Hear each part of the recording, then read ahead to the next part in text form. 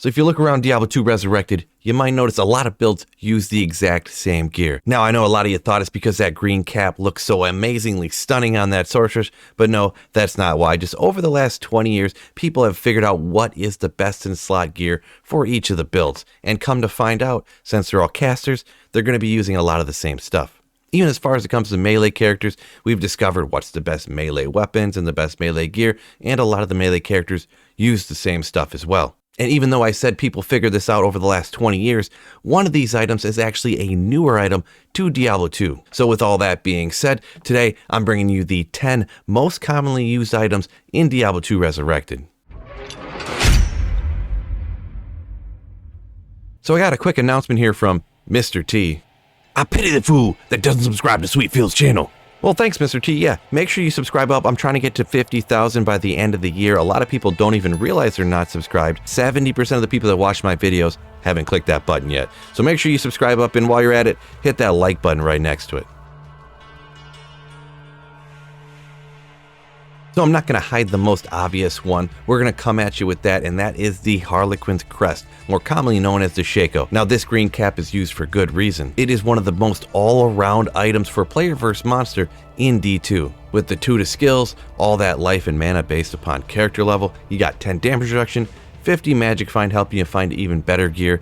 This item is an absolute behemoth. Luckily for everyone out there too, it's not the most rare item. It can be hard to find when you really want that first one, but it's not on the magnitude of Tyrell's Might or anything. Now as far as player versus monster goes, this Shako is used on almost every single build, with some exceptions. Obviously there's exceptions to every rule, but almost everywhere the Shako's used.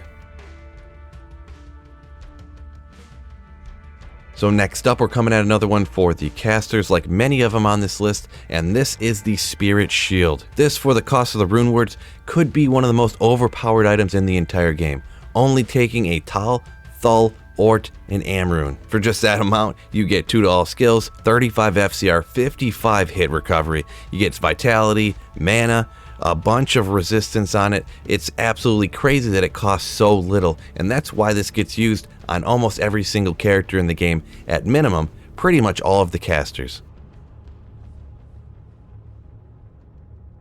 Now I know I said earlier the casters reign supreme, so this one's going to throw you for a little bit of a loop. This time I'm coming at you with a weapon for the melee characters, and that's going to be the Grief. This weapon has a lot of different stuff on it, but the most important by far is that added damage. Now this doesn't apply the same way that enhanced damage does or anything else. I'm not going to go full into detail just the way this applies because it's a little bit complicated and I'd have to show you some charts and graphs and things like that, but just know that this added damage applies and ends up being way more damage than if you had 300% enhanced damage or something like that. And crazy enough, even if you're using Smite for the Paladin, even though it's on your sword that added 400 damage, it actually applies over to your shield's damage, which is kinda crazy.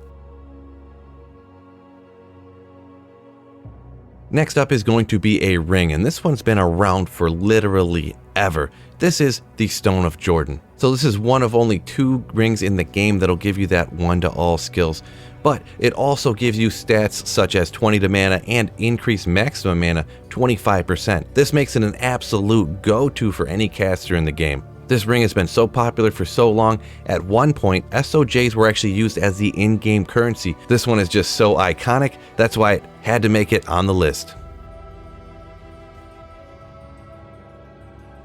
So there's not much worse than getting hit by a monster and getting your character absolutely frozen, running around like you're stuck in quicksand. So we're coming at you with another piece of jewelry up next. It's going to keep that from happening, and that is the Ravenfrost. Almost every single character has to be wearing one of these when you're out fighting monsters so you don't get frozen. It can be such a pain. Even though this ring is solely used for the cannot be frozen on it, and all the other stats, while on certain builds can help you out, the cold absorb 40 to mana, the attack rating, the dexterity, the fact that this ring has cannot be frozen makes it one of the absolute go-tos in that ring slot. Next up, crazy enough, is a Runeword weapon that you use for literally 2 seconds.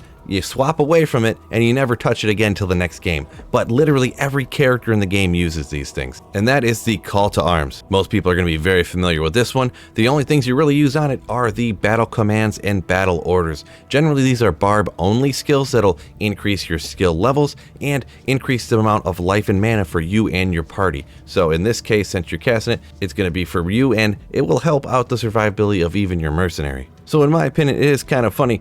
40% increase attack speed, a bunch of enhanced damage, prevent monster heal, a bunch of things that actually go towards making a good melee weapon, right?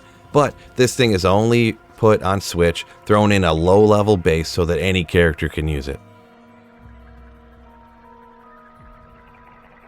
So obviously runewords are very popular in Diablo 2, but right here is actually a runeword that you don't even use, but it is used all the time.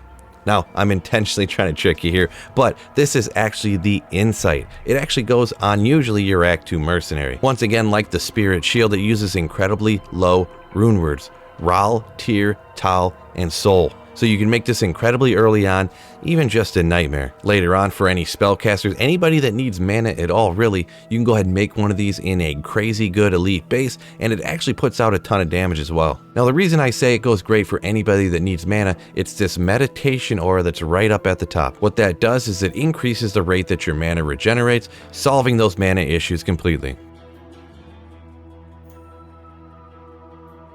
Now, you ever think you got around the game too slowly, your character just can't run fast enough? Well, why don't you just not run at all and get yourself an Enigma? So this armor runeword gives you 1 to teleport. That way you can teleport with any character. But there's so much good stuff on this, I even throw an Enigma on my sorceress, even though it already has teleport, because this armor, this runeword is so GG. This thing's got 2 to all skills. It's got that teleport, obviously, for any character that needs it.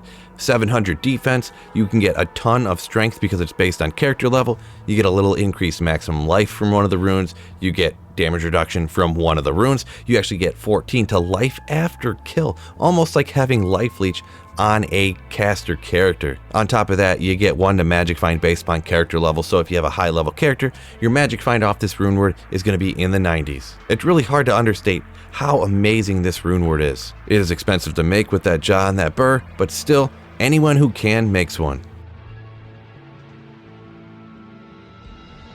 Now here's one that everyone didn't have a chance to decide was great over the last 20 years. It's actually a new addition to the game, but obviously once seeing these things and considering they'd rain from the sky, everyone's got one of these and everybody wants one. And that is the Sunder Charms. Before, the only way you could break any immunities was have an infinity, and then you pretty much could only break lightning immunes.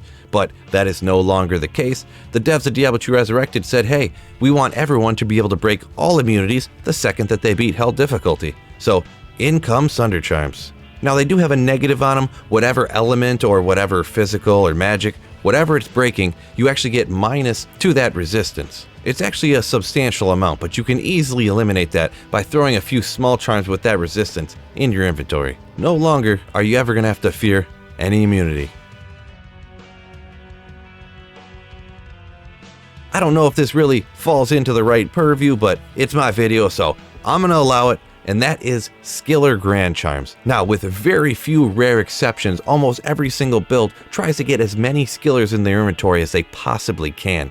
That's why these are some of the most commonly used things in the entire game. Now, if you're a Javazon, throwing a few skillers down there can give you thousands and thousands of extra damage. People want to maximize their damage so much, a lot of people even throw their cube in their inventory. That way they don't have to save any space in their inventory, and they can fill it with even more skillers to get even more damage. So real quick, I do want to mention, make sure you hit that like button and subscribe up. I'm trying to get to 50,000 before the end of the year. A lot of people don't even realize they're not subscribed up because actually 70% of y'all are not subscribed to the channel. So make sure you double check that.